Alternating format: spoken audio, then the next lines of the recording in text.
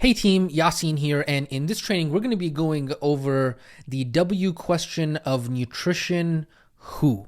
Now, I want you to strap in because this training is going to be one that, similar to Module 2 when we talked about the psychology of transformation, this training is going to absolutely blow your socks off, okay? So just as a recap, what we are doing right now is we are continuing our theme of the science of transformation by looking at the who question of nutrition. Okay, now in this training, when we talk about who, is all about mindset, psychology, identity, becoming, beliefs, character traits. That is what we are talking about when we talk about the question of who, regardless of if we are talking about nutrition, movement, sleep, recharge. Whenever we're talking about the question of who, these are the topics that we are talking about. So obviously inside of this training, we're going to be talking about who specific to nutrition, but I want you to understand that this topic of who is really related to that entire piece of the psychology of transformation, okay? So ultimately what we are doing is we are really laying the foundation right now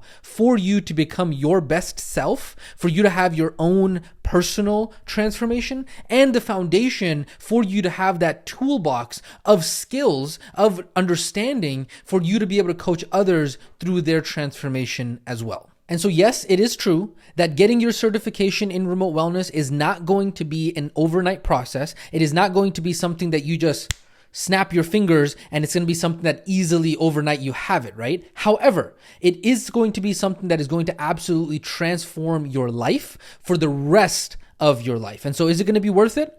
Absolutely, okay? And so that's why you want to make sure that you have the grit, make sure that you are able to get through this, because it's going to be one of the most important things you do in your entire life. I promise you that, okay? Now, at this point, some of the concerns that a student might have is, okay, Coach Yasin, I understand that this certification is going to help transform my entire life and the trajectory of my entire life. But the thing that I'm concerned about, Coach Yasin, is how is all of this going to come together for my students, right? And what I want you to do is I want you to remember what it is that we spoke about inside of a previous training. Because inside of the training that is titled Designing Your Version 2.0 Self, we actually spoke about one of the most destructive mistakes that people who are just beginning in any venture make, okay? Now, if you need to refresh yourself, you can go back to that training and refresh yourself after I explain this concept, so that way you are recalling exactly what it is that we are talking about, right? But we talked about the number one destructive mistake that most make is that most people obsess over the how, and they just do this without even thinking or having any clarity around the what, why, or who, right? Immediately, what beginners and amateurs and novice individuals do is they immediately start to think, hey, I'm just starting this new project. I'm just starting this new endeavor. Well, you know what? How is this going to happen, right? And so this is what I want you to do. I want you to hear me very, very clearly, okay? Obsessing over the how at the start of something new is a telltale sign of a novice, newbie, amateur, beginner, okay? And so unless you want to be a novice, newbie, amateur, beginner, I highly recommend that you do not do what it is that we are about to talk about right now, which is obsessing over the how. Why? Because just like we talked about, you are not going to have the complete picture of anything in life at the very start and at the very beginning. It's a fact of life, okay? When you're beginning the journey, you do not have a clear picture of how all of it is going to come together, okay? It is only after you have taken enough steps, enough action over a long enough period of time, over a long enough time horizon, will the how, the when, and the where start to become more clear for you. And so it is the novice, the newbie, the amateur, and the beginner who demands from the universe for everything to make sense to him or her on day number one, when in fact, it's just not how life works. And so trying to know the entire journey before taking enough consistent action over a long enough period of time leads to overwhelm, it leads to inaction, and it leads to procrastination. Now, is it any wonder why the vast majority of newbie, amateur, novice, beginners are always overwhelmed, not taking action, and always procrastinating? Is there any wonder for that? Nope.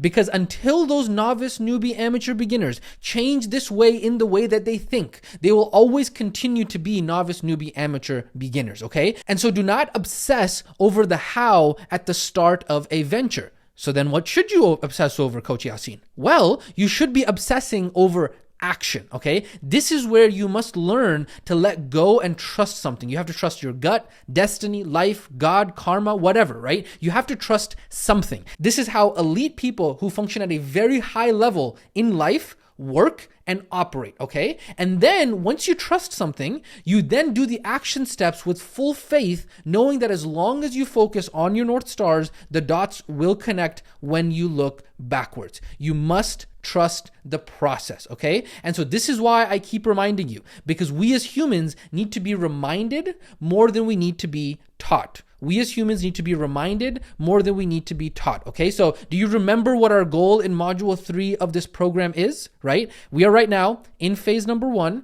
which is you getting your remote wellness certification. And that is going to give you the value. You're going to become valuable. Your ability to provide value is going to give you the power to then put into production. So that way, even when you do get the strategies and the tactics around income and business training, you actually have the value to provide to somebody else, because you can't just charge somebody for nothing that is not valuable. And so this is the process that you become a valuable person who can help people with transformations. And so this entire module is really giving you that entire toolbox. Now, what about how to use the tools and in what order? It's coming, it's coming, it's coming, okay? So get comfortable taking uncertain action, because only in the pursuit will you find the answers. I promise you, it will all make sense when you look backwards, okay? And so for right now, just plant the seeds and do not create monsters for yourself that do not even exist right now, okay? So you won't get overwhelmed, right? Pinky promise? Right? Pinky promise me that you're not going to get overwhelmed. All right. So let's go ahead and jump right into the meat and potatoes of things. As always, we do have the training outline inside of the guide for future reference. Remember, even though these trainings are going to be longer, they are really there to just plant the seeds for you to have a reference when you do come back to them in the future. These trainings are not meant to be one and done, memorize everything, get it, done. No, these are reference trainings. So that way, once you have the seeds planted, you will be able to come back to them in the future. And so with that being said, let's go ahead and hop into the actual training here. And the first thing we're going to talk about is the mind-body connection, okay? And so my first question that I have for you inside of this training is, do you think the mind and the body are linked? Think about that for a second, okay? And what I'm going to do here right now is I'm going to go ahead and prove to you that they are in fact linked, that the mind and the body are in fact linked. And we've done this experiment and this exercise before, but I want to go ahead and remind you of it, okay? Because if you take a second right now, as you are listening to me and as you go through this training, if you close your eyes and I want you to picture a lemon, okay? And I want you to see inside of your mind's eye the lemon's glossy skin. You're holding it in your hands. You feel the ridges on the skin of that lemon. I want you to imagine that you take that lemon and you slice that lemon with the knife that you have in your hand, right? I want you to watch the juice jump out of that lemon as you cut through its flesh, right? I want you to now imagine taking one of those wedges of that lemon that you went ahead and cut, and you want to go ahead and put that in your mouth, right? Your lips might sting on contact from the citric acid from the lemon. You feel the sour taste on your tongue, right? If you actually go through that activity, what you're going to notice is that, wait a second, oh snap, I can actually feel physical changes inside of my body as a result of what my mind is thinking about. And that, ladies and gentlemen, is what we call the mind-body connection, okay? What is that called? It's called the mind-body connection. Now, some people might say, hey, well, that's awesome, Yasin, but I need some more proof other than just the lemon experience for me to be able to understand that the mind-body connection actually exists. Well, here's a research study that is published in the American Psychology Association from Yale and Arizona State University, and it's called the Mind Over Milkshakes study, okay? And inside of this study, what ended up happening was that there were two people who received a milkshake, okay? And the first group was told that their milkshake was high in protein and full of healthy ingredients. And the second group was told that their milkshake was high in fat and sugar. And then both groups were scientifically monitored for changes in their body, okay? Now, as would be expected, right? The group that was told that their milkshake was high in protein and healthy, they actually, number one, qualitatively felt more full after drinking their milkshake. And then when you measure their blood, the hormone ghrelin was actually released inside of their blood, okay? And the hormone ghrelin tells the body that it is full. And so that hormone was inside of their bloodstream when they drank their milkshake, okay? Then the second group that was told that their milkshake was high in fat and sugar, guess what? That group experienced a greater insulin spike, okay? And then they also felt that they had more cravings afterwards. And then when you look at their blood, there was less ghrelin, aka the hormone that tells the body that it's full, inside of their bloodstream. Okay, so that's understandable, right? They got two different milkshakes, and one was healthy milkshake, the other one wasn't such a healthy milkshake, and as a result, their body reacted differently to each of their milkshakes. But here's the thing.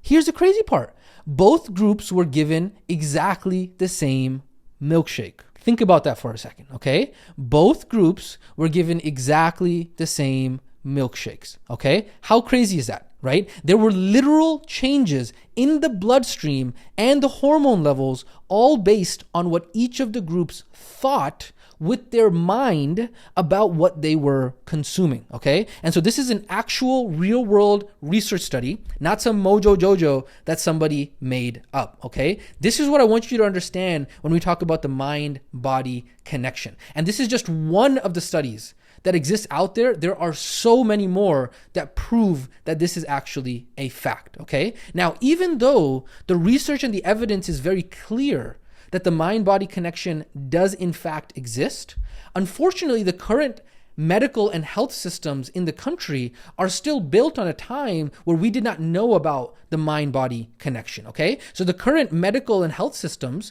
were built in the 1900s, where people were still talking on phones and a device like this, okay? The medical system was not developed in the modern times. And so is it fair to say that our world has changed significantly since the time where people were making phone calls on devices like that?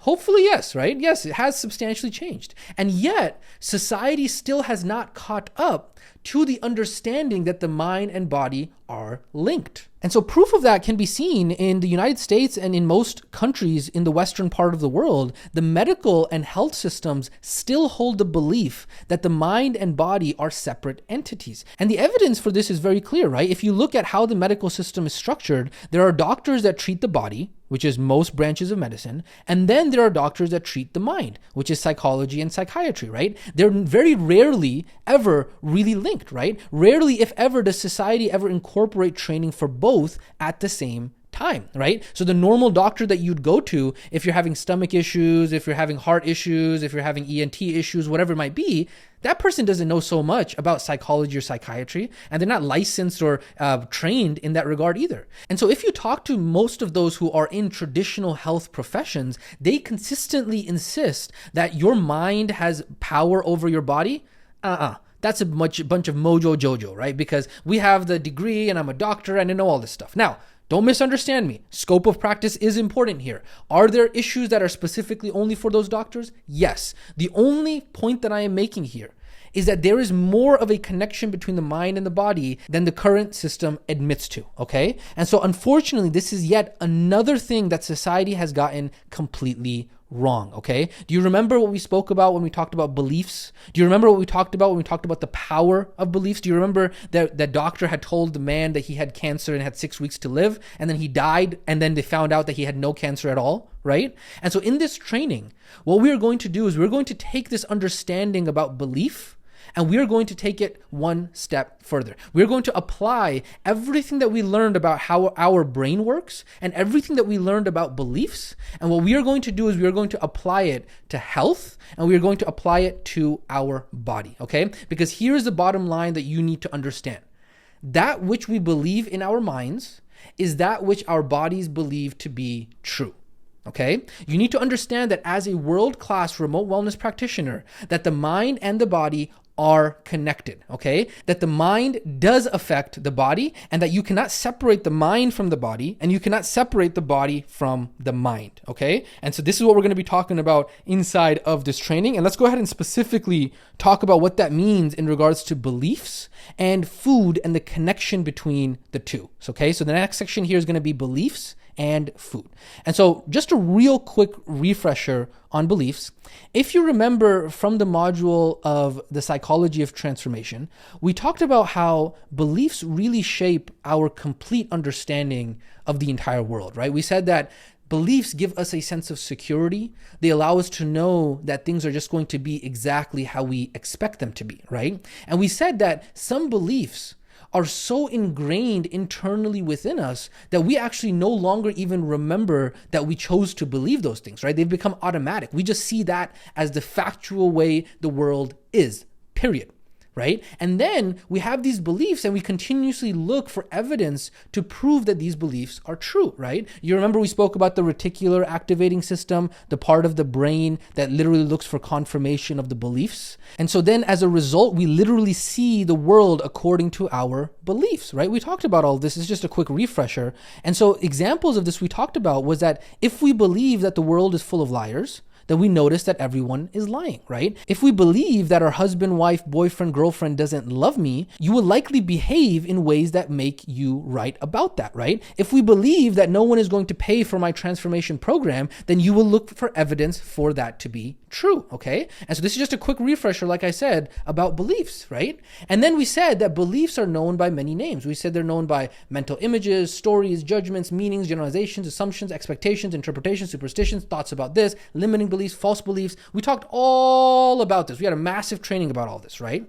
And then one of the names of a belief is the story that we tell ourselves, okay? And this is how I'm going to be really referring to belief inside of this training is the story that we tell ourselves about fill in the blank, okay? So the story that we tell ourselves about food, our bodies, about exercise, about whatever, right? Because ultimately, that is all what a belief really is. It's really just a story that we tell ourselves about something, regardless of what the truth of that something actually is. Now, because this is just a recap, I'm not going to go over the extensive nature of where do these stories and beliefs come from. All of that is going to be inside of the training called the false belief of reality. And in that training, we talk about the 3 ways that we get imprinted and conditioned with our beliefs. And so make sure you do refer back to that training if you do need a refresher, okay? Now, having said that, let's go ahead and really turn our attention to the stories, aka the beliefs that we tell ourselves about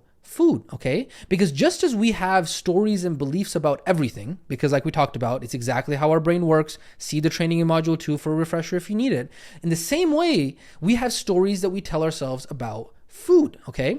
And so what are some of the common stories that many people tell themselves when it comes to food? Well, here are just a couple common examples of common stories that people tell themselves about food. Number 1, there are bad foods and there are good foods. I should never eat bad foods and always eat good foods. And if I eat bad foods, then I am bad, right? If I'm a remote wellness practitioner and I eat bad foods, then I'm a fraud. If I'm perfect with my diet, then I'll lose weight and be happy. Food is my enemy. Food is fattening. Fat is bad for you. If something tastes good, it's probably bad for you. Every bite of food is making me fatter. I can't stop obsessing over food making me fat. If I eat this, I'll punish myself tomorrow with deprivation or militant exercise, right? And there are so many other beliefs, and maybe not even in these exact words, but the general gist of a lot of these, just in different words, absolutely, okay? Now, I would urge you, if you are one of those individuals who is, hey, no, I don't have any of these stories, Coach Yasin, I don't have any of these beliefs, well, take a second and don't try to be a smarty pants student. And I want you to try to identify that, wait a second, even if I myself might not have some of these beliefs, okay, but guess what? I'm becoming a remote wellness practitioner. And so these are the stories that many of my students are going to tell themselves about food. And so you need to be able to see it from both lenses. Don't be selfish and only looking at it from your own lens. And then there are other students who are going to nod as I go through these and say, you know what? These are the exact stories that I tell myself. And so every student is going to be different, but you need to acknowledge that this is both a journey for yourself as well as for your students. Now, on top of that, these are really just a short list of the stories because there are many that I'm sure that you can even add yourself to this list, right? And if these are the stories that we are telling ourselves every single time we eat, then the question is, what is it doing to our bodies and what is it doing to our health, right? Let's just look at an example of how one of these stories affects our body and how it affects our health, right? Let's say you or your student have a story or belief that you tell yourself that, you know what? Food is my enemy. And then every time you eat, even if you are eating the most healthiest superfood on the planet, in your mind, you're holding the belief that, you know what? Food is my enemy. Well, the question is, what does that do to your body? What that does to your body is that it puts your body on alert and into limbic survival mode, okay? And so when you are eating this way and you are holding your belief that food is my enemy, the body is actually thinking, oh man, this thing is my enemy and I have to be on defense. My immune system has to kick up and I have to get to work because the enemy is entering, okay? And so even if you are eating the healthiest food in the world, right, your body is armed against it and it will resist it in some way. And so think about that. How often do we eat? Multiple times every day. And so if every single time we are telling ourselves these stories, what is the connection and the relationship that we are having with food, right? Is that not putting us into a limbic state of mind? Is that not putting us into a state of mind in which we are judging ourselves, we are being angry at ourselves, we are putting ourselves into the should and should not state of mind, right? And so the question that I want to go ahead and ask you is that if these and other stories are the stories that we tell ourselves around food, are these stories creating more stress in our health or are they creating less stress in our health and our bodies, right? Because if the story I tell myself as I put a bite of food in my mouth is that this food is going to make me fat, do you think that that is going to turn on the stress response or is that going to turn off the stress response in my body, right? Because remember we spoke about the stress response and its impact to our bodies. And we talked about limbic eating and we talked about conscious eating. And we specifically talked about what happens to the nervous system when we are in a stress response, right? We said that when we are in a stress response, which is our sympathetic limbic state, sympathetic nervous system, our cognitive function decreases when we are stressed, our stress response is on, our digestion turns off, and our calorie burning capacity decreases. Versus when we are in a relaxed response and our parasympathetic nervous system, our cognitive function increases, we are conscious, we are relaxed, our healthy digestion increases and our calorie burning capacity increases, okay? And so here is the crazy thing about this. Think about this for a second. Do you remember the BAR cycle? We talked about what you believe influences what action you take influences what you experience and what you get a result of, and then that feeds back around and feeds your belief, right?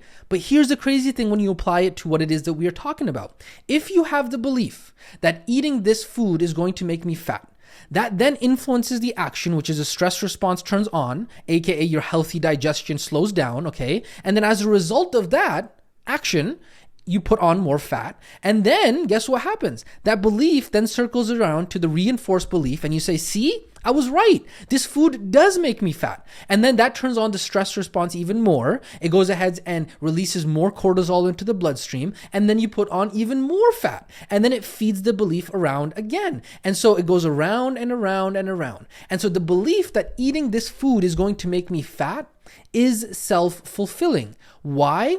Because now I'm eating, even though that food wasn't going to quote unquote make me fat, right? Even though we already talked about how much to eat and all that kind of stuff, how there's no food that makes me fat. But even though it wasn't going to make me fat, what I did was I revved up my stress response by having these stories and these beliefs about the food that I'm eating. And now my body is actually going to respond accordingly. And so here's the crazy thing. It has nothing to do with the food, but in fact, it had everything to do with the mind.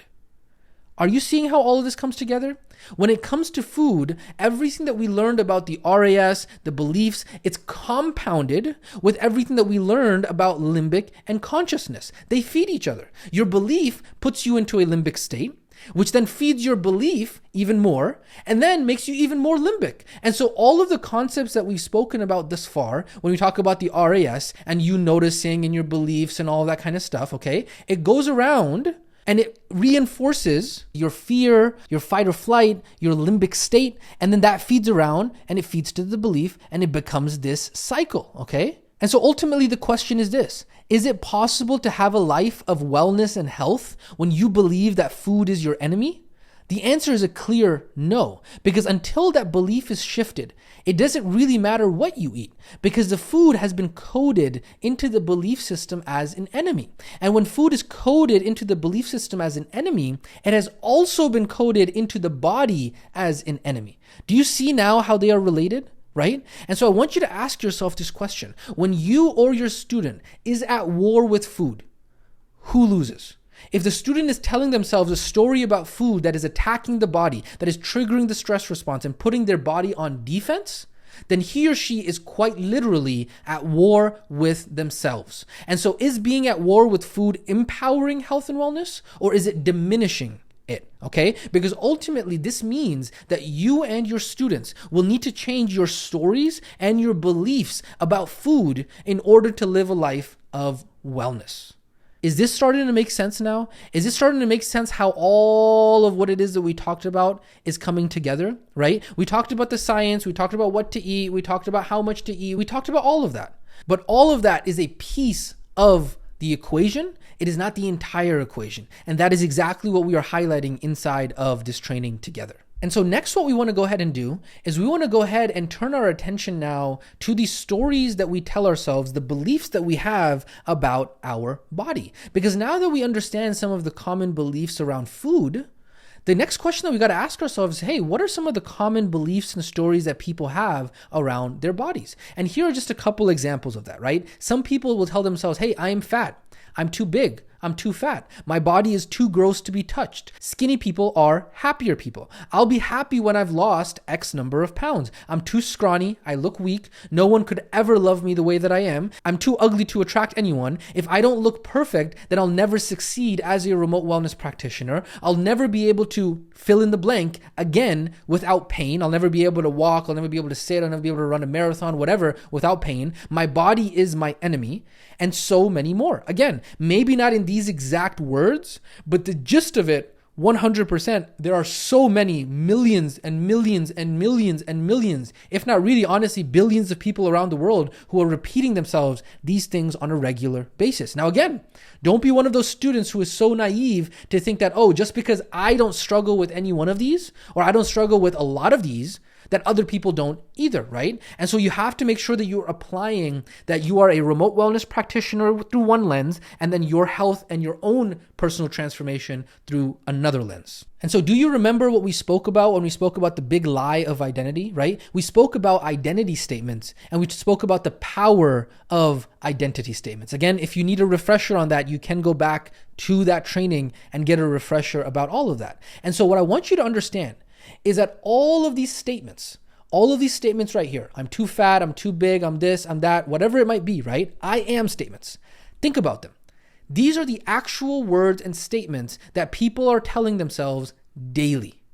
Maybe you yourself, as you are going through this training right now, you are nodding with me because you find yourself telling yourself some of these things as well. The next topic that I want to really discuss with you is the very important topic of self-abuse, okay? Because we've talked about self-abuse and self-violence in a previous training, and we've talked about how serious of a topic this was, right? However, we said that most of society talks about this in a physical sense, right? Most of society is stuck living in the old world and doesn't yet realize how big of an impact the mind and body connection have. And so as a result, most of society is stuck talking about self-abuse and self-violence only in the physical sense, right? They don't talk about it in the psychological sense. Because here's the truth. When someone is consistently over and over and over again telling themselves statements like this, what kind of relationship do you think that they are developing with themselves and with their body? When speaking negatively to yourself, I want you to ask yourself, would I speak this way to a 5-year-old? Would I speak this way to my son or daughter? Would I speak this way to a best friend, right? Would I tell a 5-year-old? Would I tell my son? Would I tell my daughter or best friend, you are not enough? Why are you so dumb? Why can't you do anything right? Would you do that? Think about that for a second, right? Now, if the answer is that yes, you do speak that way to 5-year-olds and your daughter, your son, your best friend, then that's a whole separate issue that we got to deal with. However, for most people, okay? For most people, they do not speak to 5-year-olds and their daughters and their sons and best friends in this way. They don't do that, okay? And so here's the truth. If you keep talking negatively to yourself, or if your students keep talking negatively to themselves, don't just misunderstand this. Remember, there's two lenses here. If your students consistently talk negatively to themselves, whatever they are saying to their brain, whether that be consciously or unconsciously, through beliefs and identity statements, that is what will become true. This applies for you and it applies for your students. Now, if we know that we shouldn't be talking to ourselves in this way, the next thing that a student might say is, but Coach Yasin, if I'm not broken, then what's wrong with me, right? Why do I keep making these same mistakes over and over and over again, right? I tell myself that I want to not get on this diet and I don't want to go ahead and eat this sugar and I don't want to have these cookies and I want to go ahead and exercise and I want to do this over and over and over again, but I keep making the same mistakes. Why do I keep doing the same thing over and over again, right? I thought that if I was to get mean with myself, if I went ahead and just kind of beat myself up a little bit, that I thought that it was going to help, right? And now you're telling me that it's not good? Well, first off, if you have kids, you already know that all of that stuff just has a slapback effect, right? All of that just snaps back. When you're actually mean to someone, it's only a matter of time until that person revolts and does not listen anymore, right? And so the same applies to yourself. And so being mean to yourself and trying to beat yourself up in order to get yourself to do something, it's not a very good strategy. So ultimately, what I want you to remember is that when we talk about what is wrong with me, we already addressed this question inside of the training about declaring ourselves broken, right? Inside of that training, we talked about how you are not broken. We talked about that there are two important concepts around the upper limit problem and the neurons in your brain, and you can refer back to that training when we talk about this, right? The reason I'm recapping a lot of these trainings is because I'm allowing your brain to connect all of those ideas now specifically to health and nutrition, okay? And so what I want you to remember very clearly is this. You are not broken and you are not messed up. You might just have some outdated programming, and just as that outdated programming helped you thrive in an old season of life, once you have updated your programming to serve you now in this new season of life, you will thrive once again. You must just become your version 2.0 self, right? We talked about the seasons of life and we talked about the evolutions within the seasons of life, right? And so the same applies, the same exact way. This applies to your students as well. Your students are not broken and your students are not messed up. Your students just might have some outdated programming. And just as that outdated programming helped your students thrive in an old season of life, once your students update their programming to serve them now in this new season of life, they will thrive once again. All they need to do is become their version 2.0 selves, okay? And so that is the bottom line of this, okay? The ultimate bottom line of this is that these punishing thoughts that you are telling yourself, they are no different than if someone else was telling somebody else these same things, okay? You would consider that those things, if those things were told to someone else, that would be a form of verbal violence and verbal abuse, right? And so what I want you to do is I want you to consider this.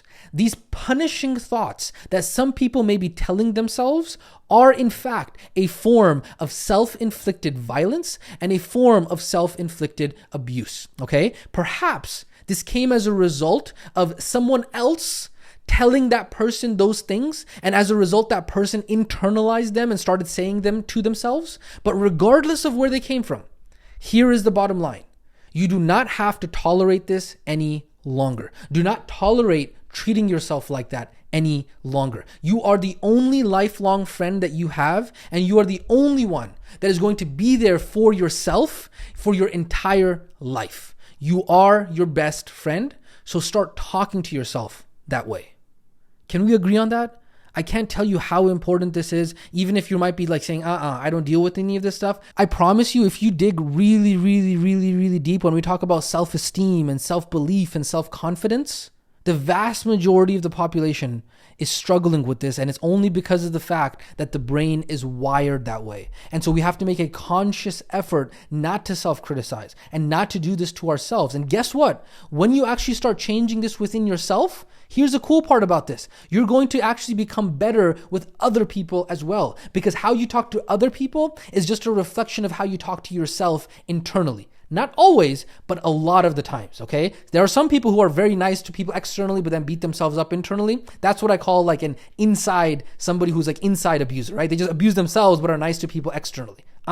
When you fix the internal, the external will get fixed. And then when you fix the external, the internal will get fixed as well, okay? So there's a double mirror there. There's a reflection there. And so you need to work on fixing this, because I promise you, if you really dig deep, you're going to find self-confidence and self-belief is at the crux, is at the center of being able to achieve anything great in your life. And to really hit this point home, what I want to do with you right now is I want to go over an example of how the belief of the body actually impacts the results that the body gets, okay? Now that we understand that beliefs and stories about our body do not serve us and that they do in fact harm us, and that we've agreed to go ahead and treat ourselves differently, let's go ahead and take a look as an example of a story or a belief that someone has about their body and how it can have major implications and major impact to their actual results, okay? So let's go ahead and say that there is someone who keeps repeating to themselves the belief that I am fat, okay? Do you know someone that has told themselves this, right? Maybe you yourself. And if you count how many times you or someone you know has told themselves this, you can't even count it. Thousands, if not hundreds of thousands of times. And so many people struggle with body dysmorphia, right? No matter what they do, they cannot look in the mirror and see themselves accurately. That is what is known as body dysmorphia. When someone has body dysmorphia, they are carrying a belief around about how they look. Their entire worldview is shifted and altered by one of those beliefs, right? Their belief is literally altering what their eyes are seeing. Why? Because our eyes are always just projecting what the brain tells it to, because of the RAS. And so for someone who has body dysmorphia, that self-image, that belief has become so repeated over and over and over again through the reticular activating system that it has become ingrained into their belief system. No matter what they do, they are not actually seeing what is actually there. They are seeing the world through a filter inside of their brain. Now, I know for the sake of this example, we're giving the example of body dysmorphia, but what I want you to understand is, remember, this not only applies to people who have body dysmorphia. This is how all human beings, period, function. Everyone is seeing the world through the lens and the filter inside of their brain, okay? But in this example, we're just talking about the belief that if someone has that I am fat, okay? Now, here's the truth for those individuals, okay? I may not even actually be fat, but it doesn't matter because my brain is telling me that I am. Your body has to obey your beliefs. Your body has to uphold the image that it has of itself that is stored in the mind. And so just like the stories about food, the same applies to the body. Either I am going to see myself as fat, or I am going to behave in a way that eventually does make that true. All because of the beliefs that are enforced via the reticular activating system, okay? And so if you look at it in this way, what this means is that to some extent, your current body is a creation of your beliefs. I'm going to say that again. Your current body, as you are listening to me right now, I want you to go ahead and look at yourself, okay? I want you to grab your belly. I want you to look at how you feel. I want you to look at how you see yourself. I want you to look at your health as you're listening to me in this training right now. Your current body, to a large extent, is created by your beliefs. Huh? Coach Yasin, what are you saying? You're saying that my current body, that my current health, that my current wellness was created by my beliefs? Yup. And remember, this is nothing new for you. At this point, you should kind of get used to all these Coach Yasin, what are you saying, cat memes, right? This is nothing new to you because we talked about this when we talked about the dark force sabotaging you. Do you remember what we said was the dark force that was sabotaging you in your life? We said that it was you, right? We said that it wasn't your past, it wasn't your skills, not your parents, family, government, age, lack of time, personality, race, language you speak, where you were born, how you were born, what time you were born. It's not how you were raised. It was none of that. We said that ultimately the thing that was sabotaging you in your life was you. And specifically, we then in a later training clarified and we said, hey, it's actually the subconscious you. It's your identity. It's your beliefs, right? Because ultimately what we said was that your beliefs are what create your world. The world through the lens of belief. And so this is what I want to add to this, and this is what I want you to pay attention to, okay? I know this training's a doozy. I know this one's going to be a deep one, but I want you to pay attention to me. I want you to stick with me. Remember this. Your beliefs create your experience, and your experience confirms your beliefs. I'm going to say that again a little bit slower. Your beliefs create your experience, and your experience confirms your belief. Your beliefs create your experience, and your experience confirms your belief. What does this mean? It means that whatever you are experiencing in your life right now is all because of your current beliefs. In other words, if you want to know what someone's current beliefs are, then you only have to notice what they are currently experiencing. Okay? Now, I know this is a dense and deep topic, but I want you to repeat this to yourself a few times out loud, and I promise you it will click, because this is what it looks like visually, okay? We've talked about the current situation, we've talked about the desired situation. All I'm doing is I'm enhancing, I am adding a deeper layer to your understanding of this concept, right? We talked about current situation is created by your current character. We've talked about this already. But what I'm doing here is I want to zoom in here a little bit more, and I want to add another layer of your understanding to this topic, okay? Because what's happening here is that you have someone's current situation, you have their current experience of life, okay? And then you have their current paradigm, their current beliefs. And so whatever you are experiencing in your life right now is all because of your current beliefs. If you want to know what someone's current beliefs are, then you only have to notice what they are currently experiencing. It's like a two-way mirror, okay? The experience is enforcing the beliefs, and then the beliefs are reinforcing the situation and experience of life. This is how it works. And so what that means is that if someone says, man, my life is miserable right now, then what they are actually saying is that they believe that the situation that they are in is miserable. That's their belief, okay? If someone says, man, that person is fat and ugly, then what they are actually saying was that if I looked like that, I would believe myself to be fat and ugly. It's all their beliefs, their perception of reality, okay? So their current experience, their current situation of life is a manifestation of the beliefs that they have about that experience and about that situation. Oh boy, oh boy, oh boy, oh boy. Coach Yasin, where have we gone? Where have you taken us? What is going on? What I do want to do right now for a second is I want to go ahead and interrupt our regularly scheduled program to bring you a very, very important message, okay? What I'm about to explain to you right now, here in the next 5 minutes or so, is a level of depth that you may have never been exposed to in your entire life. I am about to expose your mind to some of the truths of life and the world, something that you may have never heard before. It is extremely dense and it is extremely deep. You may need to repeat these statements out loud to yourself, or even rewind this training and listen to it multiple times, what I'm about to show you right now, what I'm about to explain to you right now, in order for it to make sense and in order for it to click. Because what I'm about to explain to you is the truth of how the world works, and it is not something that many people have been ever exposed to in their entire life. But because you have made it this far inside of this training, I think you are ready to be able to learn these concepts and specifically apply them to nutrition and specifically apply them to your health. Okay, so I'm warning you, be ready. Are you ready? All right, here we go. All right, now back to our regularly scheduled programming. Okay, so we said whatever you are experiencing in your life right now is all because of your current beliefs. If you want to know what someone's current beliefs are, all you got to do is notice what they are currently experiencing. Okay, so here is the truth.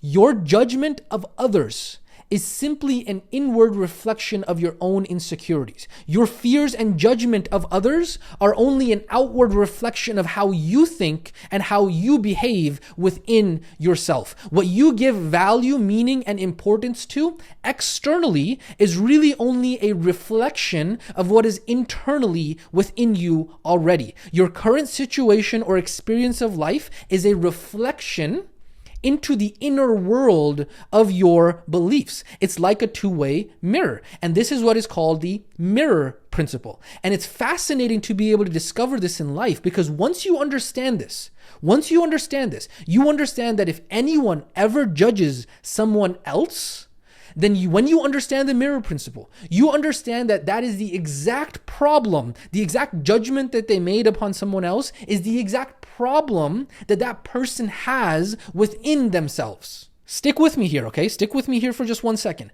If someone calls you a fraud and it affects you, The only reason it affects you is because you carry the belief internally that you are a fraud already. It's the same way that if someone were to tell you, hey, you have green hair, you're ugly, it probably wouldn't affect you, right? Why? Because you don't have green hair. You have black hair, for example, right? So why does it affect you when someone tells you, hey, you're weird, you're dumb, you're ugly? The reason it affects you is because within yourself, you believe that what they are saying is true even to 1% to a very small degree. And that is why it hurts you. And so if you want to know what someone's beliefs are, then you only have to notice what they are experiencing. In other words, your perception of someone or something is a reflection of you and your beliefs internally. This applies to your belief about me. It applies to your belief about yourself. It applies to your belief about your students. It applies to your belief about others. Your perception of me, as you are listening to this training, right? You're listening to my voice right now. Your perception of me is actually a reflection of you. Your perception of me is actually a reflection of you. And understanding this fact is like being able to see within someone without actually having to see inside of them. Because when you hear what their experience of life is, you automatically already know what their beliefs internally are. And so this also applies to your health and body right now, right? Where you are right now in your health, your wellness, your body, all of that is a creation of your beliefs internally. So if you believe that you are fat, that belief is going to place value, it's going to place meaning, it's going to place importance on fat. And so with the help of your RAS, you are going to start to have to create behaviors that are going to make you fat or put you in situations where you feel fat. It's just how beliefs work. And so it's not congruent with the beliefs of somebody who says, hey, I believe that I am fat. It's not congruent with them to be skinny if I hold the belief that I am fat. And so no matter how healthy you're eating, no matter how much weight you've lost, you will always obsessively notice how fat you are. Remember, the eyes are only projecting what the brain tells it to. And so this is one of the main reasons why, even if you lose weight, you might still think it is not enough.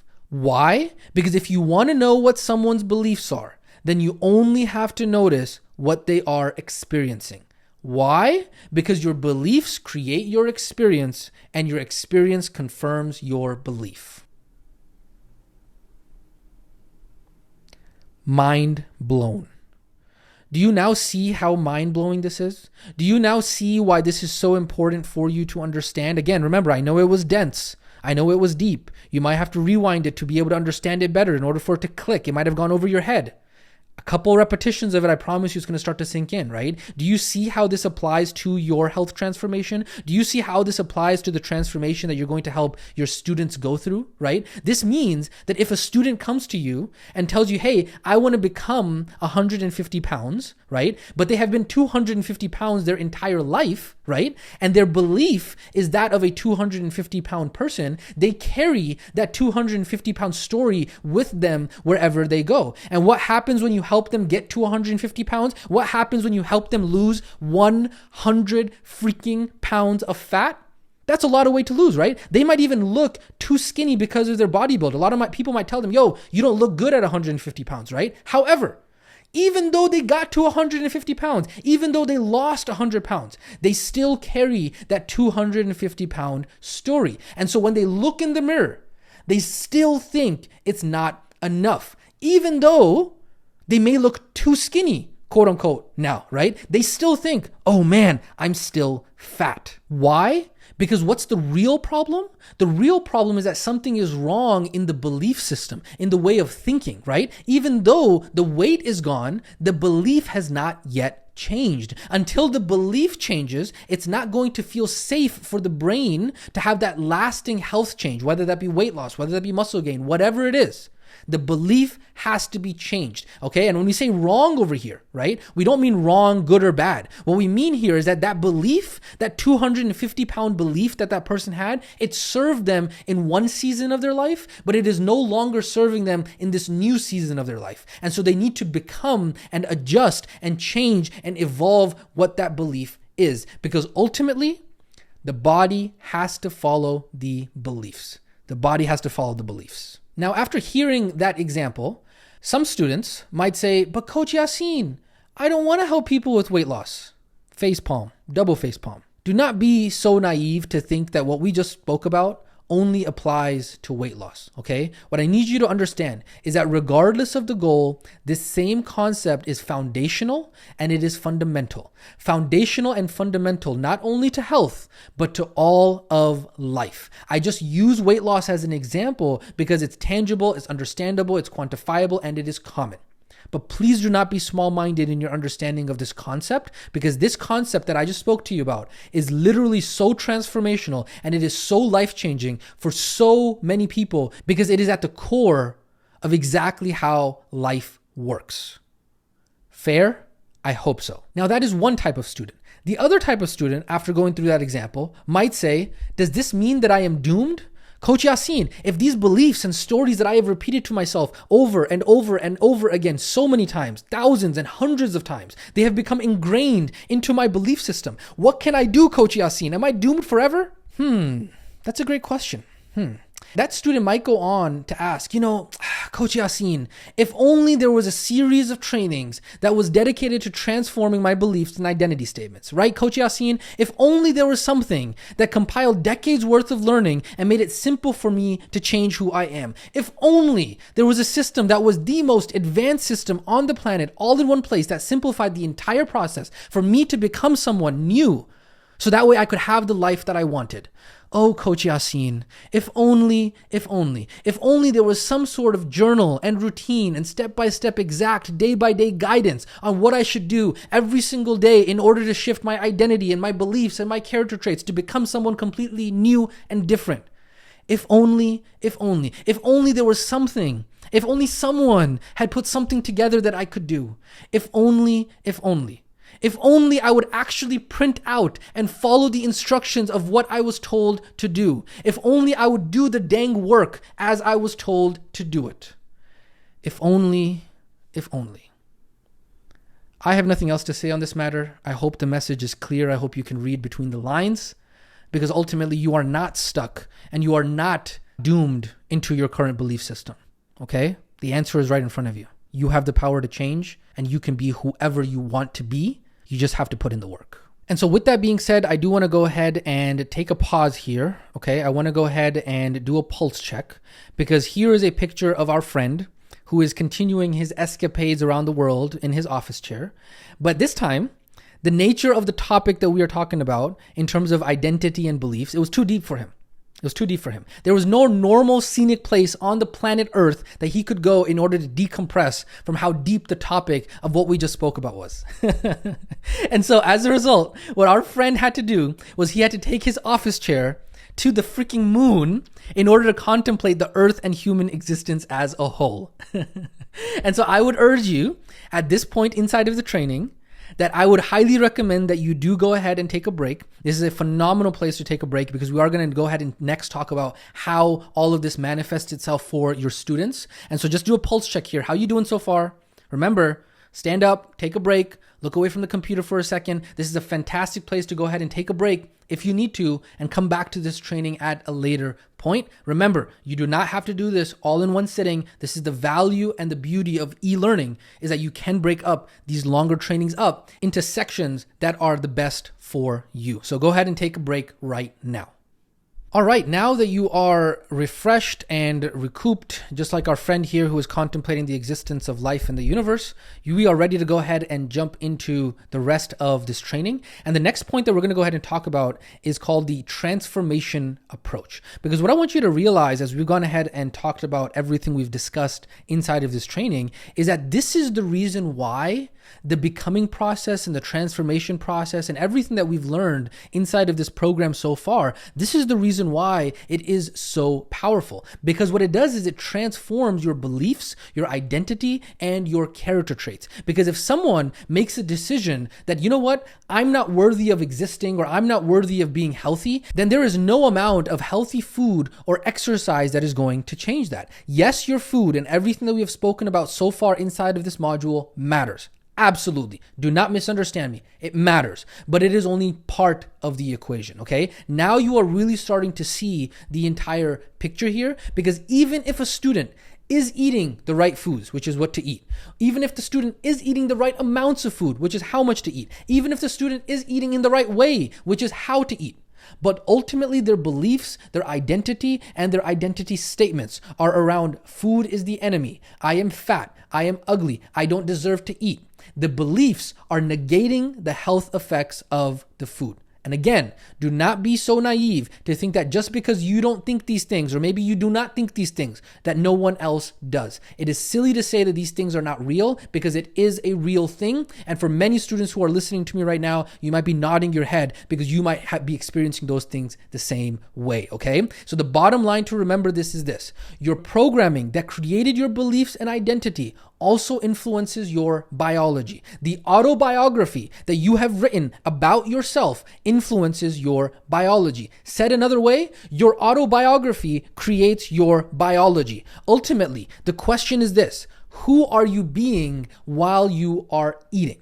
And this is why this question is so important and is a part of the 6 W's. Who you are being equals what your body is doing, sometimes even more than your actions and behavior. Who you are being equals what your body is doing. Your ability to transform belief and identity for yourself is what will allow you to experience success with your own health and your own life. Your ability to transform your belief and identity for your students is what will allow them to experience success with their own health and life, okay? And so when we are working with students and we just quote unquote give them a meal plan, or we just tell them how much to eat or how to eat, all that is not enough. What you need to do as an RWP is to help students transform their beliefs and identity. And this is what allows you to stand out from everyone else out there. Why? Because no one else talks about this. In the Remote Wellness Academy, you are learning a completely different approach to what everyone else teaches out there. There is no school, college, university, institute, degree, or certification that teaches these concepts from this foundational, transformational principles perspective.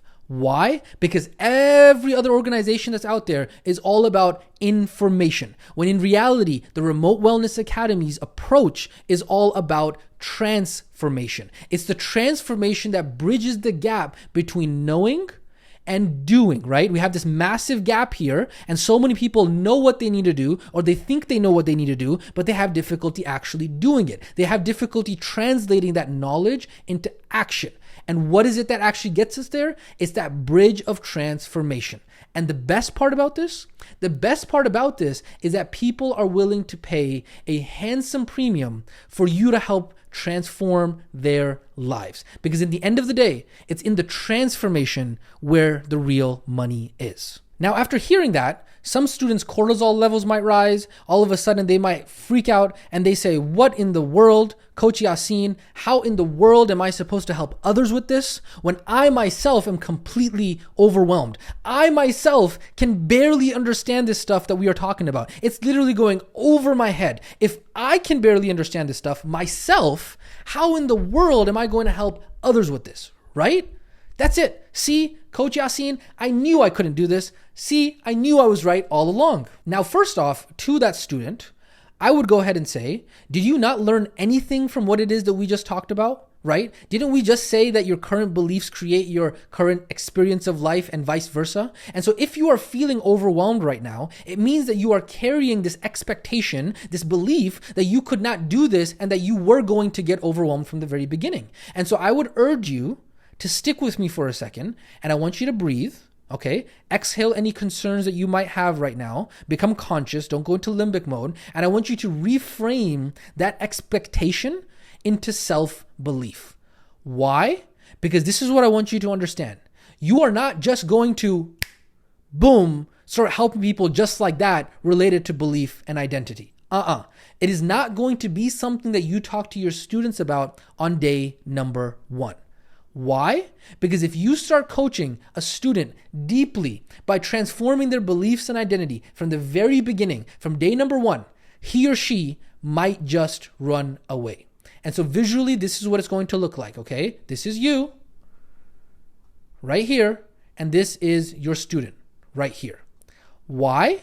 Because you'd be going way too fast and way too deep, way too quickly.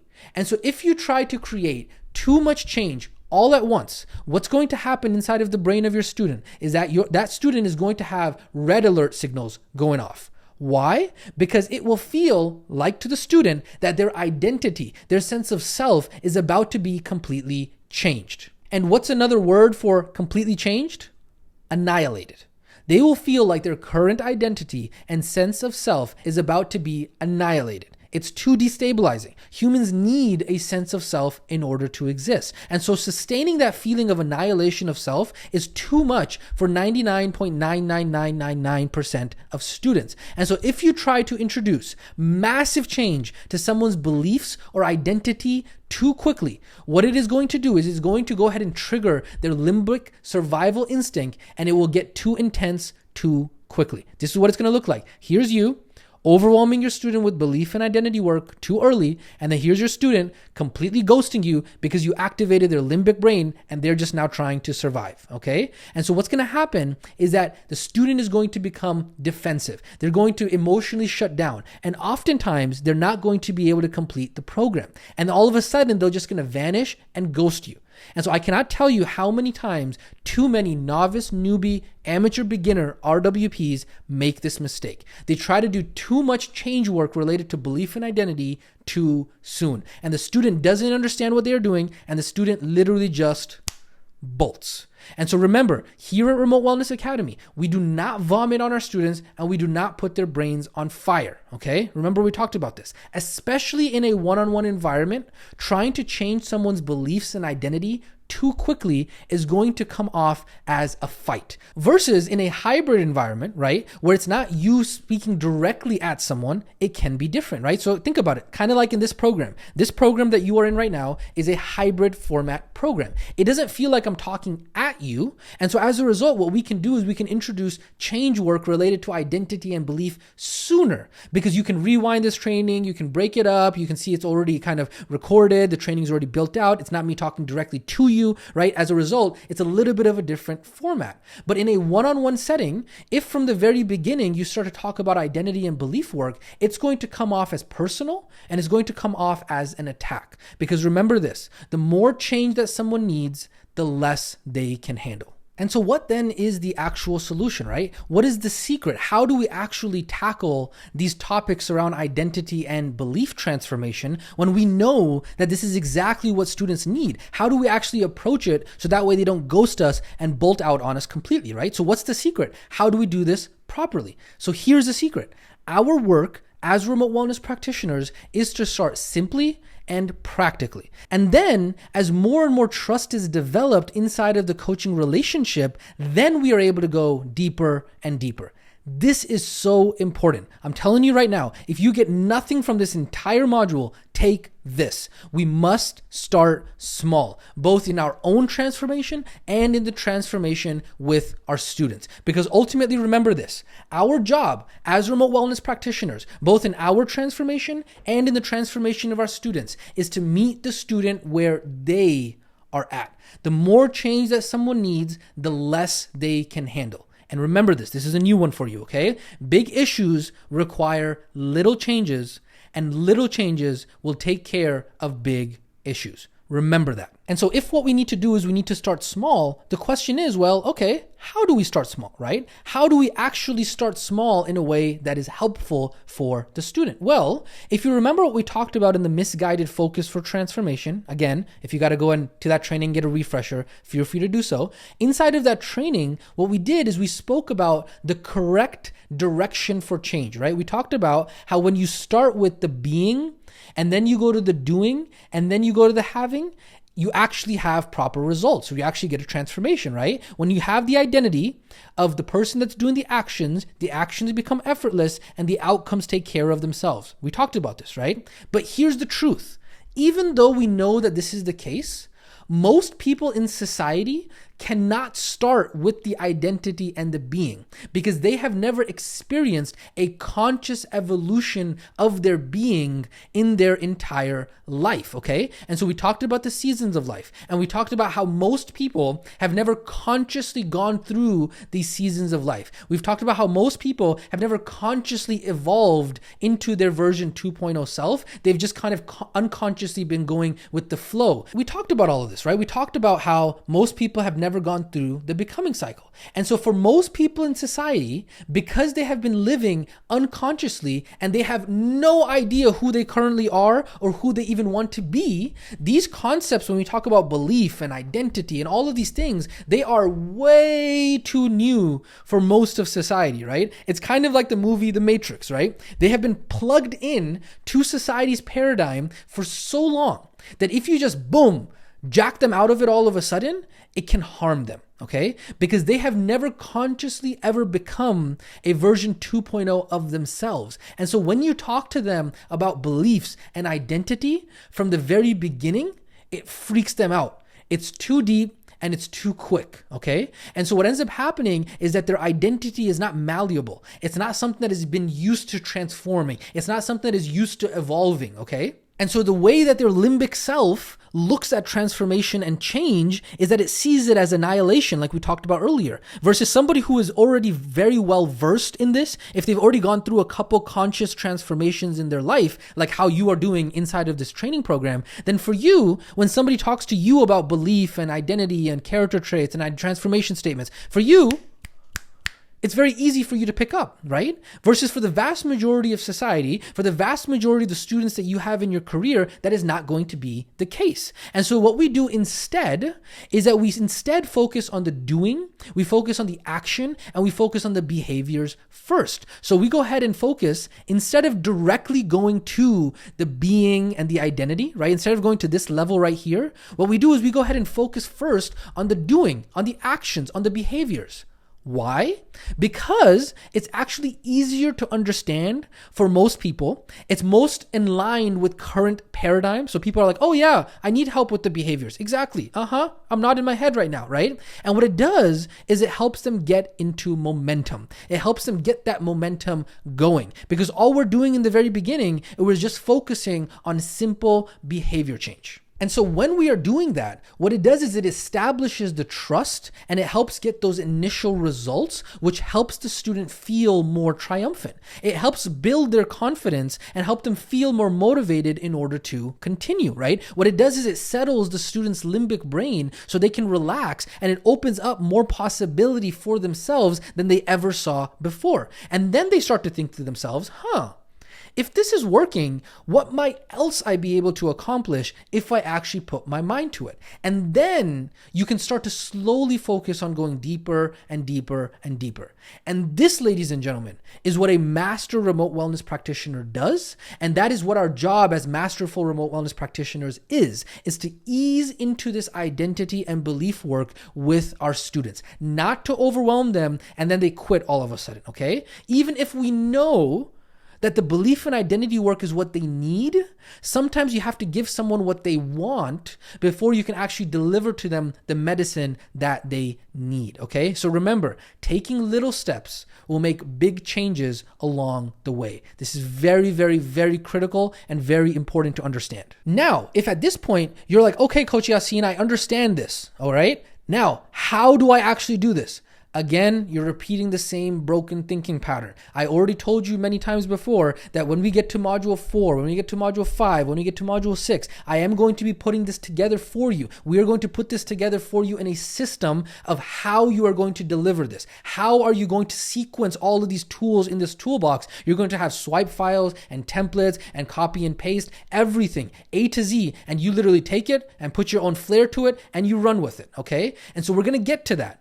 But right now, what I'm having you do is I'm having you understand the actual psychology behind why it works, okay? We're talking about who you need to become. We're talking about all of the what needs to happen. And then we'll get into the how very soon in the upcoming modules. And so ultimately what we are talking about here is we are talking about the difference between information versus transformation. Because for those people who say, hey, but Coach Yasin, I'm overwhelmed. This is too much for me. I don't think I can teach this to someone else when I myself can barely understand it. Do I really have to retain all of this information? Do I really have to know all of this? Not only the identity and the belief work. Do I got to know all about metabolism and all those other things that we talked about? I've already addressed this, but in this section of the training, I want to go ahead and address this specifically for the belief and identity work. I want you to listen to me. Take a deep breath. You are not supposed to memorize this information. There is no test here. There is no exam here. There are no grades here. There is no A, B, C, D, E, F, G, okay? Students will not quiz you or test you on this. All of what you are learning right now is here for reference. What we are doing right now is planting the seeds. Because remember, in the new world, everything is already on the internet. There is no reason to memorize things anymore. In the new world, anyone is just one Google search away from all of the information in the world, okay? You need to shift your paradigm to understanding how the new world works, not the old world of memorizing stuff that the traditional school system is still stuck in, okay? And so to those students who say, Coach Yasin, I'm overwhelmed. I don't think that I can be a know-it-all. I don't think that I can give the perfect advice. I don't think I have all the answers, right? I have to give perfect answers to everything, right? The answer is no, no, no. This is not correct. Google exists for all of the information. Unless you are trying to be the human Google, you do not need to know all of this information, nor do you need to memorize it. Why? Because all of this information is already on the internet. The entire classroom that you are going through right now, this entire program is already on the internet. Just for your reference, 24/7 from any device on the planet, you can access this training. And so if you are trying to become the human Google and have all of the knowledge of the entire world memorized, this is what it's going to look like visually.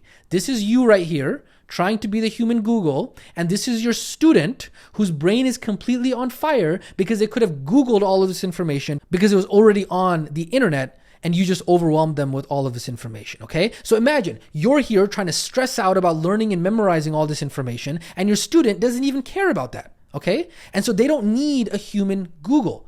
Google is already free, and it already exists for that. And guess what?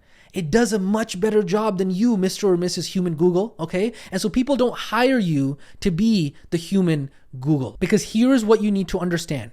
Remote wellness is 20% information and 80% transformation.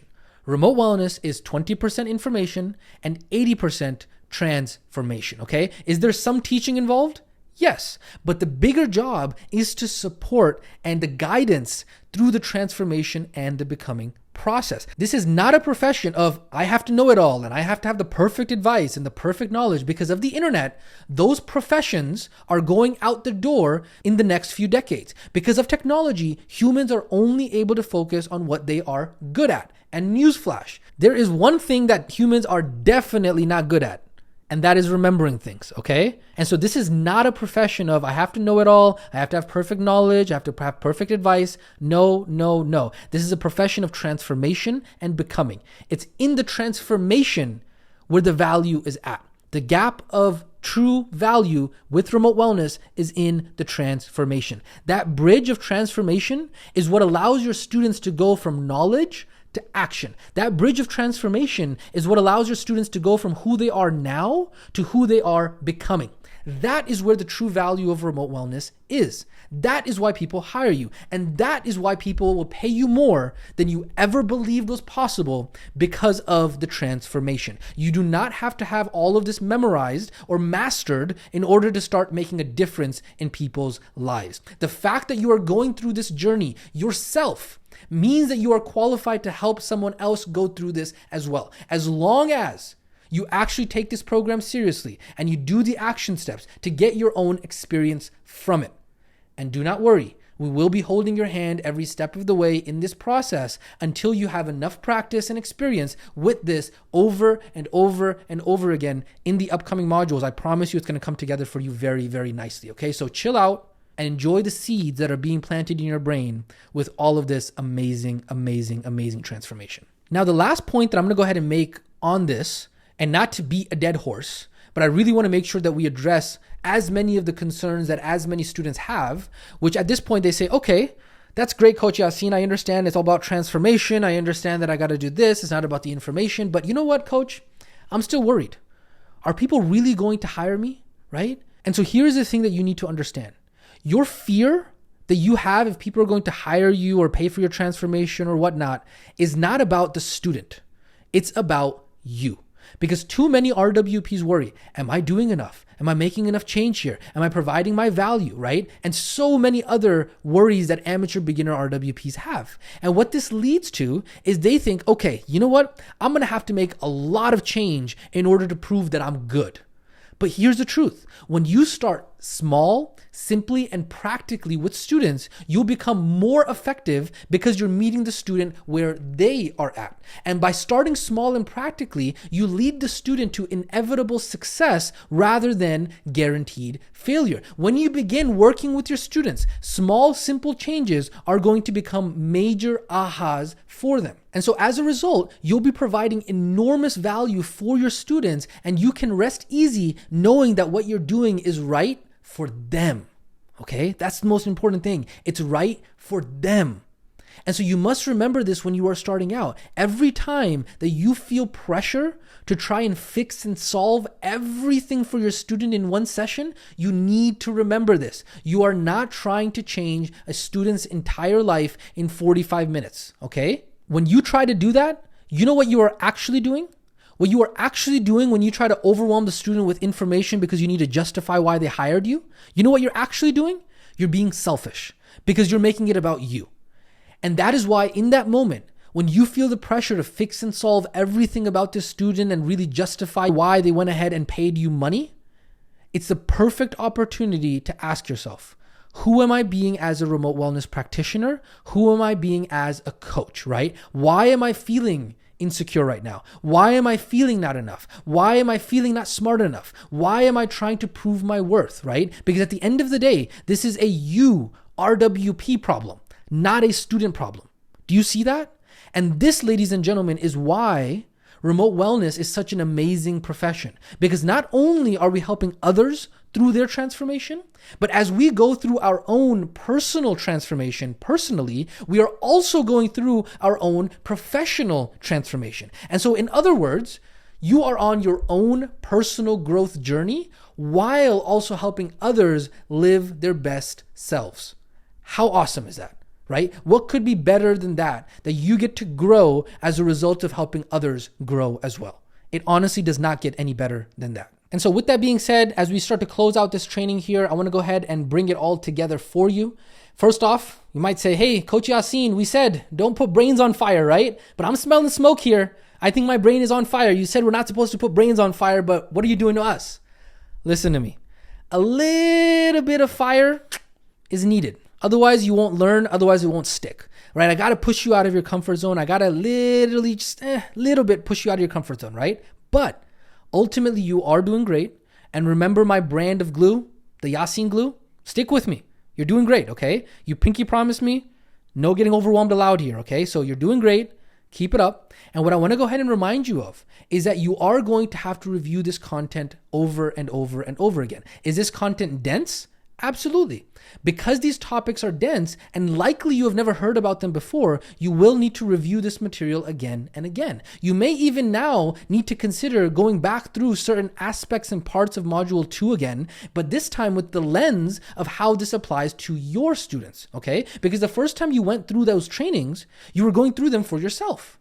But now you can do it again with your student in mind, and you will have a completely different experience, okay? Because even this training, the training that we're going through right now over today, especially when it comes to health and applying those topics to health, you will need to go through it multiple times. I promise you, if you replace your Netflix time, your YouTube time, and all that other stuff, your social media time, and all the time that you are wasting, I promise you, you can find an extra 30 minutes every single day in order to better yourself, in order to transform yourself, in order to transform your income, your mind, your future, and transform the lives of everybody around you. I promise you can find an extra extra 10, 15, 20, 30 minutes a day if you actually put your focus to it and you actually put your mind to it, okay? Because here's the truth. The more you listen to these trainings over and over and over again, the better you're going to understand them deeper and deeper. And the better you understand them, the easier it's going to become in order to apply this to yourself and to your students.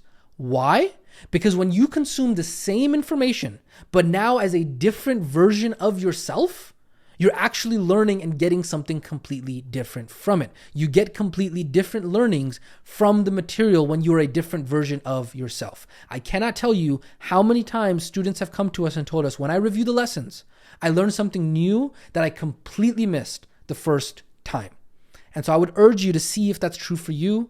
Listen again, see if you pick up something new, or perhaps you hear it in a completely different way. And so to close out this training, I want to just go ahead and talk to you about the summary bullets for this training. Here's a big summary for all of the things that we talked about inside of this training. The stories that you tell yourself about food in your body are the number one determining factors for your health and wellness. Your stories are essentially beliefs that come from your early programming. Your programming determines your identity, your beliefs, your decisions, and your actions. Who you are being equals what your body is doing. The deeper transformations happen at the level of beliefs and identity. If we ourselves are different people, we do different actions than what we would have done in previous states of being, and therefore we get different results. Ultimately, the question is this: who are you being when you are eating? But transformational work must begin at the level of actions and behaviors. Otherwise, the student's limbic brain will force it to revolt, run, and never return. The more change someone needs, the less they can handle. Big issues require little changes. Little changes will take care of big issues. And so always remember this: it does not matter what is true, only what you believe is true. Because with work, it will become true.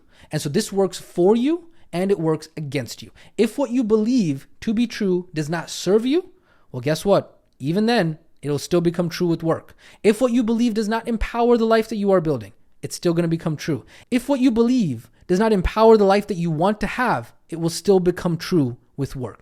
Why? Because your beliefs create your reality. And so what you need to do is you need to choose what you believe very carefully. And so at the very end of this training, I want to just go ahead and remind you, do you see how much of this module 2 and the psychology of transformation we used inside of this training? Why? Because whenever we ask the question of who for any of the 6 W's of the pillars of health, that is what we are talking about. We're talking about the psychology of transformation. And this not only applies to the pillars of health. Whenever we ask the question of who in any of the 4 areas of life, whether that be health, wealth, relationships, or connection to something greater, we are always talking about identity. We are always talking about character traits. We are always talking about beliefs, because that is who we are being when we are dealing with our wealth, our relationships, our connection to something greater, in our health, okay? And so the who question is always dealing with the psychology and the mindset of transformation. The who question is always dealing with identity, beliefs, and character traits. And so we are constantly going to be coming back and taking a look at the mindset and the transformation of the becoming process. The mindset of transformation is so integral to the entire transformation journey in every area of life, okay? And so trust me, this is just the beginning of your career and your journey with RWA. As you go through your career, you are going to see more and more and more of how much of a gift this program has been for you. Throughout the rest of your life, you will see how much this entire program is going to impact the rest of your life. Your life is forever going to be changed because of this. And I don't want you to just take my word for it. I just want you to watch and see, okay? And so we at the Remote Wellness Academy, we are so excited and we are honored to have had the opportunity and continue to have the opportunity and the privilege to witness what amazingness you are going to unleash to the world as you become the best version of yourself. And so I just want to take a second inside of this training and really thank you for allowing us to be a part of your journey. It really does mean the world from us. From the bottom of my heart, I'm not just saying this, I really mean it. Thank you for allowing us to be a part of your journey and to really help you unleash the best version of yourself, so that way you can help the world with what gifts you have been given. And finally, as we start to close out this training, I want to go ahead and talk to you about your activities for this training. Now that we have learned about how important belief is to nutrition and health, it's time to focus inward and really start to identify some beliefs and stories about ourselves. And so this is basically going to be an activity that is going to be somewhat similar to the previous module where we talked about defining our version 1.0 self. But what we are doing now is we're specifically talking about the topic related to health, nutrition, food, and body image, okay? And then we're going to use this activity in the next activity of this training to really shed even more light on who we are becoming when it comes to our health, nutrition, food, and body image. And so again, as always, I would urge you, do not skip this for yourself. The experience is absolutely so important for you and your future income potential. And so without further ado, let's go ahead and hop into the beliefs and stories about food activity mini training that will go ahead and walk you through all of the instructions for that now. All right, welcome to this quick mini training about the beliefs and stories about food activity. This is going to be a relatively simple activity for you to do because really is going to be more about introspection. Just a quick reminder, just like all of the activities inside of the program, you want to make sure you go ahead and click on File, make a copy, so that way you can go ahead and edit this template. So this sheet and this activity and these worksheets are going to be made up of 2 instructions. And then there is the instructions page, and then there is the first page, which is beliefs and stories about food, then beliefs and stories about my body, and then beliefs and stories about being a remote wellness practitioner. All right. So right here, you'll see that instruction number 1 is you want to dump in the worksheet below the beliefs, stories that you find yourself having about food and your body. And so all you're doing really here is you're just kind of doing some introspection and you're writing down what are some of the disempowering beliefs that you found within yourself on this first sheet, which are about food. And then you're just going to go ahead and work on transforming those into transformation statements. Okay, so again, very, very, very, very similar to what we've done in the past. All we're doing here is really just focusing specifically on the food aspect, okay? And then the second aspect that we have here is about our bodies and looking at, okay, what is the relationship that we have with health and food and nutrition and how it all relates to how we look and how we feel and our bodies specifically. And then once you go ahead and complete that, the second piece of instruction here is to consider the beliefs and stories that you have around this profession, and specifically about the beliefs and stories that you're telling yourself about the health, nutrition, wellness, food, and body image when it comes to being a remote wellness practitioner, right? So how many fears and beliefs can you come up with that have some sort of variation regarding, if I'm a remote wellness practitioner and I eat these bad foods, then I am a fraud, right? If I'm a remote wellness practitioner and I'm 20 pounds overweight, I feel like I'm a terrible right? Whatever it might be. You need to bring them to light and bring them to surface, because the closer you get to getting your certification, the closer you're getting to becoming a full-fledged remote wellness practitioner. And so you need to start addressing those beliefs that you have and those stories that you're telling yourself, because soon here in the next couple modules, we're going to get into the income and the business training, and this is going to be a real life profession for you. You're going to start making 6 figures a year online in this profession. And so your ability to make an income inside of this career is going to be limited by the amount of beliefs that you have regarding this. And so we need to start addressing some of those sooner than later. Again, if I'm not perfect in my own health and wellness, I'll never succeed as a remote wellness practitioner. What are all of the variations or alternatives that you can come up with that you feel within yourself, right? What are some of the biggest fears and beliefs that you have when it comes to this career and as it pertains to being a remote wellness practitioner when it comes in regards to your health and your nutrition and your body image, right? It's time to get those out of your brain and start to become conscious of them. And so when we talk about this, that's here on the third worksheet. We talk about the beliefs and stories about being a remote wellness practitioner. Start getting those out. What are some of the disempowering ones that you notice? Just really brain dump them, get them out on paper. And then once they're out on paper, that's when we can start to work on tackling them instead of trying to hide them or try to say that they're not there, right? And then later on in upcoming modules, we can attack some of these and work on these and transform these more into those that are empowering for us and serving us rather than disempowering us. And so that is how the beliefs and stories about food activity works. And so make sure that you go ahead and complete this. It's going to be very powerful for you to do. And with that being said, let's go ahead and hop back over to the main training. All right, welcome back from the beliefs and stories about food activity. That is going to be a very valuable activity for you to go ahead and get a status of where your current beliefs and stories about food and body image and health and nutrition are. And then finally, the second and last activity inside of this training is going to be what we call the Becoming Journal Nutrition Update activity, okay? Because in the big lie of identity, we spoke about the transformation paradigm and the becoming self, and we said that humans are not static. And so the question is never, who am I? The question is always, who am I becoming?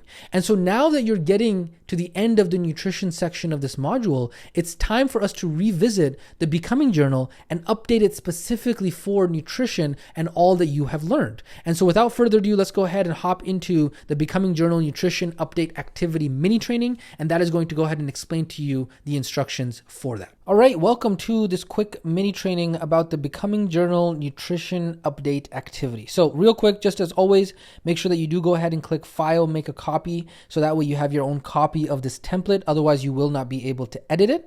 And so this specific activity has an instructions page, and then there are some question prompts underneath, okay? So let's go ahead and go over the instructions so that way you know exactly what to do for this activity. So instruction point number 1, you're gonna go ahead and take out your Clear What Dream Life North Star page from your existing Becoming Journal. Okay, so you're going to go ahead and look at that page. You should already have this compiled properly because you did it in the previous module. And then you're going to go ahead and take out your beliefs and stories about food activity that you did previously inside of this training as well. Okay, then what you're going to do is you're going to go through the below question prompts. Okay, so inside of this activity in the actual worksheet, there are question prompts. And so it says here, while looking at my health North Star vision, who must I become in order to effortlessly have this health that I want? Okay. And then same thing here. While looking at your health North Star, what types of beliefs does the person who doesn't spike their blood sugar have? What types of beliefs does the person who weighs themselves every morning have? What types of beliefs does the person who measures their food have? What types of beliefs does the person who consciously eats have, right? And so you can see here what we're doing is all of the nutrition stuff that we've gone ahead and learned inside of this module, we're going ahead and applying it specifically to our identity and who we are becoming, okay? So that's specifically about beliefs. And then we do the same thing with the character traits. What are the character traits that the person has? Are they patient? Are they focused? Are they consistent? Those are character traits. And what are the character traits that this new person would have to have, aka you and your version 2.0 self, in order to be able to do these things consistently? And then finally, what are the transformation statements that this person, this new individual, makes to themselves